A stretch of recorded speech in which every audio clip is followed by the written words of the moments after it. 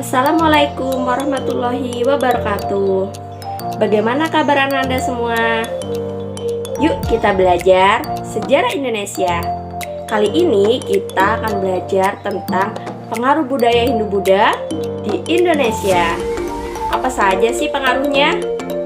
Mari kita simak materi berikut ini. Masuknya pengaruh Hindu-Buddha ke Indonesia telah membawa perubahan dalam berbagai aspek kehidupan masyarakat Indonesia. Perubahan-perubahan itu antara lain tampak dalam bidang-bidang berikut ini. Bidang pemerintahan. Sebelum unsur kebudayaan Hindu-Buddha masuk, masyarakat dipimpin oleh seorang kepala suku yang dipilih oleh anggota masyarakatnya dan dianggap sebagai wakil nenek moyangnya. Setelah masuknya unsur kebudayaan Hindu-Buddha, kedudukan kepala suku digantikan oleh raja. Kedudukan raja tidak lagi dipilih oleh rakyatnya, akan tetapi diturunkan secara turun-temurun, dan raja dianggap sebagai keturunan dewa. Bidang sosial.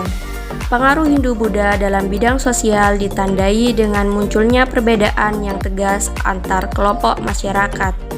Dalam masyarakat Hindu, perbedaan ini disebut dengan sistem kasta. Golongan Brahmana atau pendeta menduduki golongan pertama. Ksatria atau bangsawan maupun prajurit menduduki golongan kedua. Waisa atau pedagang dan petani menduduki golongan ketiga. Sedangkan Sudra atau rakyat biasa menduduki golongan terendah atau golongan keempat. Adanya pembagian masyarakat berdasarkan kasta berdampak pada perbedaan hak-hak antara golongan, terutama dalam hal pewarisan harta, pemberian sanksi, dan kedudukan dalam pemerintahan. Bidang ekonomi. Sejak terbentuknya jalur perdagangan laut yang menghubungkan India dan Cina, kegiatan perdagangan di Kepulauan Indonesia berkembang pesat. Daerah pantai timur Sumatera menjadi jalur perdagangan yang ramai dikunjungi para pedagang. Kapal-kapal dagang dari India dan Cina banyak yang singgah untuk menambah persediaan makanan dan minuman, menjual dan membeli barang dagangan, atau menanti waktu yang baik untuk berlayar. Kemudian muncullah pusat-pusat perdagangan. Bidang agama. Hubungan antara Indonesia dan pusat Hindu-Buddha di Asia berawal dari hubungan dagang antara Indonesia, India, dan Cina. Hal ini menyebabkan pusat perdagangan di Indonesia juga menjadi pusat Hindu-Buddha. Selanjutnya pusat ini berkembang menjadi pusat kerajaan dan pusat penyebaran Hindu-Buddha ke berbagai wilayah sesuai dengan cakupan wilayah kerajaan. Meskipun demikian, sistem kepercayaan terhadap roh halus yang sudah berkembang sejak masa praaksara tidak punah.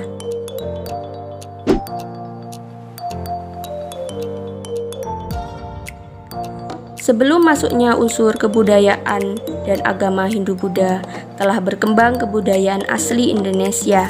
Kemudian, setelah masuknya unsur kebudayaan dan agama Hindu-Buddha, terjadilah proses perpaduan antara dua kebudayaan tersebut. Perpaduan tersebut disebut akulturasi. Contoh hasil akulturasi antara kebudayaan Hindu-Buddha dengan kebudayaan asli Indonesia antara lain sebagai berikut. Seni bangunan.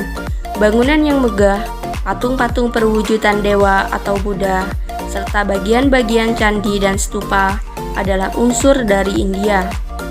Bentuk candi-candi di Indonesia pada hakikatnya adalah punden berundak yang merupakan unsur asli Indonesia.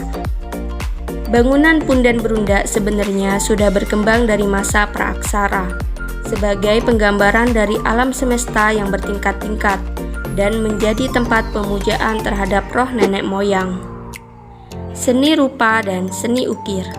Masuknya pengaruh Hindu-Buddha membawa perkembangan dalam bidang seni rupa, seni pahat, dan seni ukir. Hal ini dapat dilihat pada relief atau seni ukir yang dipahatkan pada bagian dinding candi. Relief pada candi merupakan gambaran kehidupan pada masa tersebut. Sastra dan aksara. Berkembangnya karya sastra bersumber dari Mahabharata dan Ramayana, melahirkan seni pertunjukan wayang kulit. Cerita dalam pertunjukan wayang berasal dari India, tetapi wayangnya asli dari Indonesia. Perkembangan sastra ini didukung oleh penggunaan bahasa Sanskerta dan huruf-huruf India seperti huruf Pallawa. Bagaimana? Sudah paham kan? Semoga pelajaran kita hari ini bisa bermanfaat. Wassalamualaikum warahmatullahi wabarakatuh.